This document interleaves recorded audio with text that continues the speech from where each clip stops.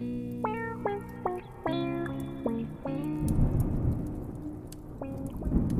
hi. My name's Howie. I'm from South Golden Beach, just north of this beautiful place. I'm here to help out with the Save Wallum campaign, which is all about protecting this incredibly beautiful biodiverse place in here in this heathland forest and this estuarine area. So I'm here to contribute art and music. Yeah, okay, so I started on painting this caravan just to try and blend it into the environment. I ended up with a gut plumbing for the goanna as the first animal I'm painting, partly because Jesse Whitney and Sandra were here one day singing a goanna song, Solid Rock, but singing it as Coffee Rock, and it was so good, and just another great song that's come out of all of this campaign, that I went, right, that's it, I've got to paint a goanna. They're just sort of knocked in at this point. Probably look a bit dull, but they'll end up with highlights. But I wanted to put these sedge frogs in, which are really quite endemic to this area and this heathland. And during all this recent rain, it's been evident, all the frogs turning up in this area that this developer wants to destroy. And all of these guys, it's their natural habitat, and it's marvellous to hear them all carrying on in there. These little special sedge frogs.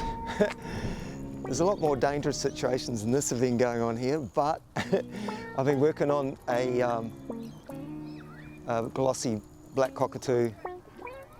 I think there's only 9 living in this area, and these particular red-tailed cockatoos, and this actual base camp here is called Glossy in honour of these birds. So yeah, their habitat, which is this wetland heath, beautiful heathland full of extraordinary flowers, by the way.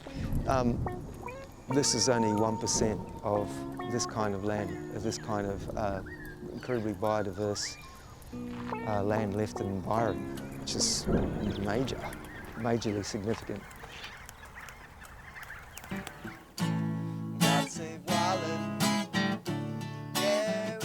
People have often asked me why I paint whales swimming through the sky and through the forests, and obviously it's a poetic thing, but it also shows about everything being interconnected, and it's important for us here in Australia that we're here to protect this biodiversity, just as back in the 70s people were fighting to protect the whales. No one could imagine now Australia turning around and saying, oh, let's start killing humpback whales.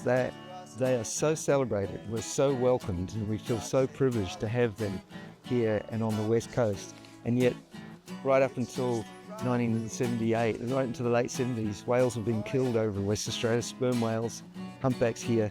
And there was an inquiry, the Sydney Frost Report, and ultimately it led to the government banning whaling completely in Australia. And the Sydney Frost Report was the first in the Western world to say no killing of whales on moral and ethical grounds. And I think this is really important. And I think in this age, we need to consider this kind of thing as well when we're looking at biodiversity and how we're protected by it. And we live because of biodiversity. So years ago, I published a book, To the Whales Born, cartoons, environmental cartoons mostly. And I had an aphorism of mine in there, and I think it's really relevant to here. Not enough time to do everything, plenty of time to do anything, just enough time to do something. And that's the spirit of this blockade, of people and this community gathering to protect this environment. We have to do something. We have to take a stand. And this is happening all over the world, protecting biodiversity and habitat. Shit. Save Wallum, it's up to us and you and you and gotta save Wallum, you know it's true.